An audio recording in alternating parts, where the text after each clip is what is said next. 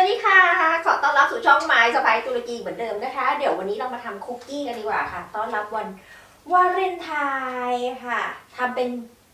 คุกกี้เนยนะง่ายๆค่ะแล้วก็สูตรจริงๆแล้วทุกอย่างหาได้ตามอินเทอร์เน็ตทั่วไปแต่ว่าอยากทำอวดลูกพอลูกกลับมาจากโรงเรียนอุ้ยแม่จ๋านี่อะไรจ๊ะอะไรอย่างเงี้ยไปค่ะไปทำกันเถอะ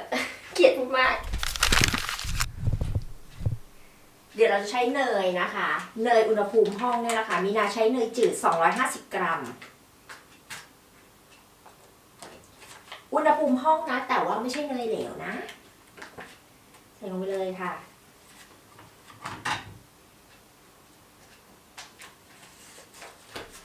ตัวถาดนะตัวถาดมีนาลองด้วยกระดาษไขแต่ว่าถ้าถาดใครไม่ลองด้วยกระดาษไขนะคะเอาอีกแผ่นเนี้ยค่ะอย่าไปทิ้งทาที่ถาดเลยนะคะก็คือเราจะทาด้วยเนย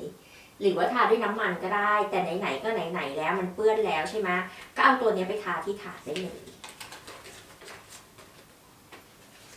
เนยจ้ะอุณหภูมิห้อง250 กรัมแล้วก็จะบี้มันไว้ก่อนแบบนี้เสร็จแล้วนะคะน้ำตาลป่นนะคะมีนาเรียกน้ำตาลไอซิ่งนะคะ1 ถ้วยตวงนะคะเราก็จะใส่ลงไป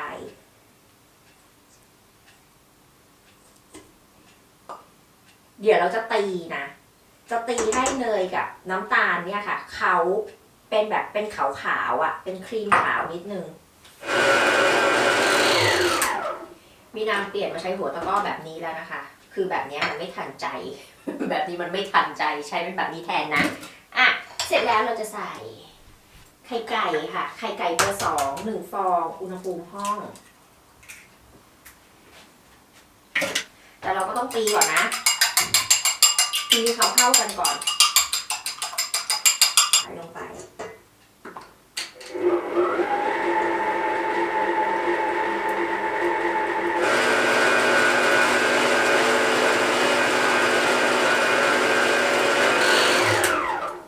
ปั่นให้พอเข้ากันนะคะเสร็จแล้วเราจะใส่วานิลาใครมีวานิลาน้ำใส่วานิลาน้ำใครซื้อวานิลามีนาไปนะคะใส่ไป1 ซองได้เลยค่ะเป็นวานิลาผงแล้วก็แป้งข้าวโพดค่ะแป้งข้าวโพดสีขาวเนี่ยค่ะอย่างเงี้ยครึ่งถ้วยตวงใส่ลงไปแล้วใครจะใช้แป้งเค้กก็ได้หรือว่าแป้งสาลีอเนกประสงค์ก็ได้นะคะก็ใส่ลงไปเดี๋ยวจะบอกให้ว่ากี่ถ้วยตวงร่อนไหมมีน้ำไม่ร่อนใครจะร่อนก็ได้เสร็จแล้วนะคะเนี่ยมีนาใส่แป้งสาลีอเนกประสงค์ไป2 ถ้วยตวงจะได้แบบนี้อากาศหนาวมากเนี่ยมันเลยเย็นเดี๋ยวเราจะแบ่งออกเป็น3 ส่วนเพราะว่ามีนาจะใส่สีผสมอาหารให้มันเป็นสีเป็นสีขาว1 ส่วนเดี๋ยวจะใส่เป็นสีชมพูลงไปมันอยู่ที่เราเราอยากได้ชมพูเข้มชมพูอ่อนนะคะเราก็ใส่ลงไปเดี๋ยวอันนี้ใส่เข้มหน่อยกะเอานะบอกเลยว่าไม่มีสูตรตายตัวในการจะใส่สีไม่มีแป้งข้าวโพดไม่ใส่ได้ไหมคะไม่มีแป้งข้าวโพดไม่ใส่ไม่ได้นะคะคือแป้งข้าวโพดมันจะช่วยทำให้ขนมตัวคุกกี้มีความกรอบนะคะสีชมพูค่ะอันนี้ชมพูเข้มเดี๋ยวจะทำชมพูอ่อนอีกสีหนึ่งแล้วก็สีขาวเท่านั้นเองจะบอกว่าถ้ามีแฟนคนเดียวซื้อเถอะซื้อแม่ค้าเขาเถอะเขาก็ทำอร่อยเขาก็ทำสวยงามแพ็กเกจก็เลิศหรูค่ะอีกแฟนคนเดียวแล้วแฟนไม่ได้เป็นคนกินจุนะซื้อเถอะแต่ว่าแบบว่าถ้าอยากแบบว่าฉันอยากลองทำดูอยู่ต่างประเทศแล้วแบบว่ามันไม่ถูกปากทำค่ะมีนาแนะนำนี่นะคะ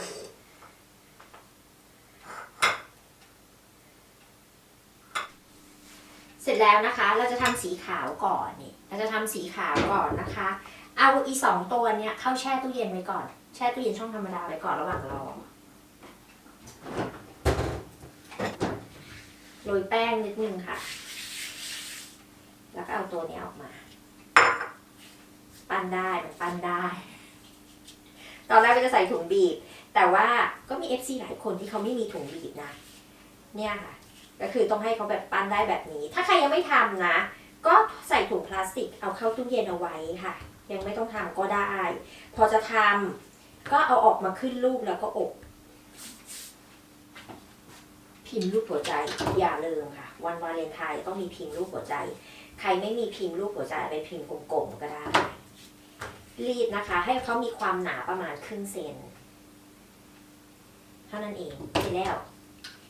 วเราก็กดเอาแบบไหนก็ได้ค่ะอยากได้ใหญ่อยากได้เล็กนะคะเราก็กดลงไปมีนาเอาแค่นี้แหละเนี่ยออกมาแล้วเนี่ยค่ะแล้วก็วางเลยหรือว่าใครจะมีแบบพิมพ์กดเล็กๆหัวใจพิมพ์กดเล็กๆก็กดลงไปอีกอันนึงอะค่ะได้เหมือนกันแต่มีนาไม่มีนะมีนามีแค่นี้มีนาก็กดแค่นี้เอาไปวางบนกระดาษไขเลยค่ะตัวเนี้ยถ้ามันติดมันก็จุ่มแป้งนิดนึงมันจะไม่ติดก็ออกมาแค่นี้เอง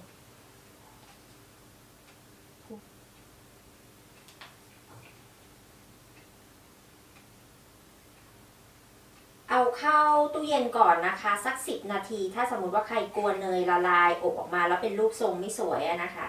พอกดเสร็จนะคะวางใส่ถาดแล้วก็เอาเข้าตู้เย็นสัก10 นาทีแล้วค่อยเอามาอบที่ไฟ180 องศานะคะไฟบนล่างไม่เปิดพัดลม5 นาทีก่อนไฟบนล่างไม่เปิดพัดลม5 นาทีก่อนเสร็จแล้วนะคะก็หลีเป็นไฟ160 องศานะคะไฟบนล่างไม่เปิดพัดลมอีกประมาณ10 นาทีคือดูสีเอาอะอาจจะน้อยกว่านี้อาจจะมากกว่านี้อยู่ที่ความหนาของคุกกี้นะคะแล้วก็อยู่ที่ขนาดของเตาอบของเรา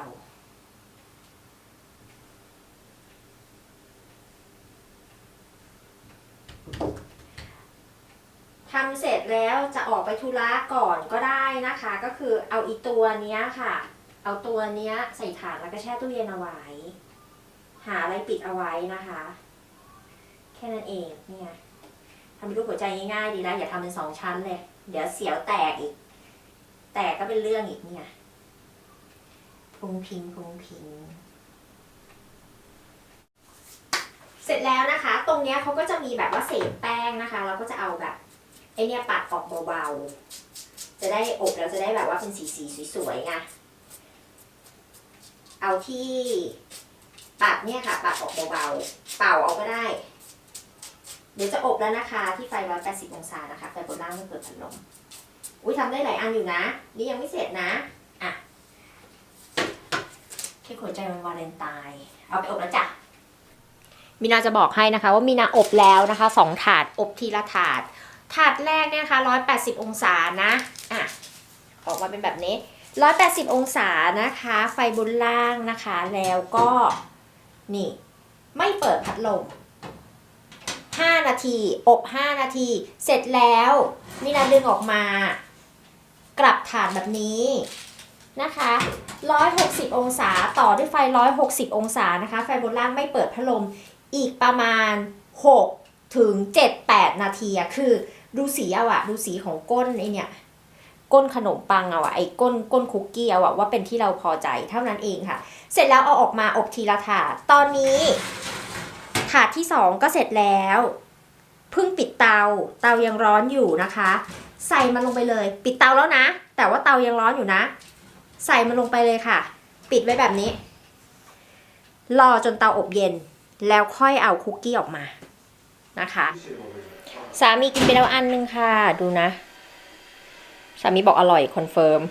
มาเห็นยิ้มกุ้มกิ่มใหญ่เลยเปล่าค่ะฉันถ่ายวิดีโอยังไม่ถึงวันวาเลนไทน์ดูเองนะคะวันวาเลนไทน์จะทำชิ้นใหญ่ๆเลยชิ้นเดียวแล้วก็ให้ต่อเป็นจิ๊กซอว์นี่เป็นไงนี่ไม่มีอะไรกี้ธรรมดาค่ะให้ดูกรอบๆอร่อยๆอร่อยหวานกำลังดีนะคะน้ำตาลแบบนี้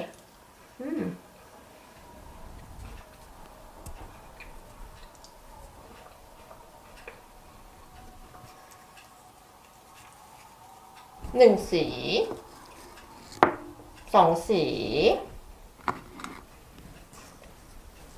3 สีไม่ใช่3 สีวันวาเลนไทน์ค่ะปุ้งปิ้งทำง่ายๆนะคะสไตล์มีนาทำได้ใครๆก็ทำได้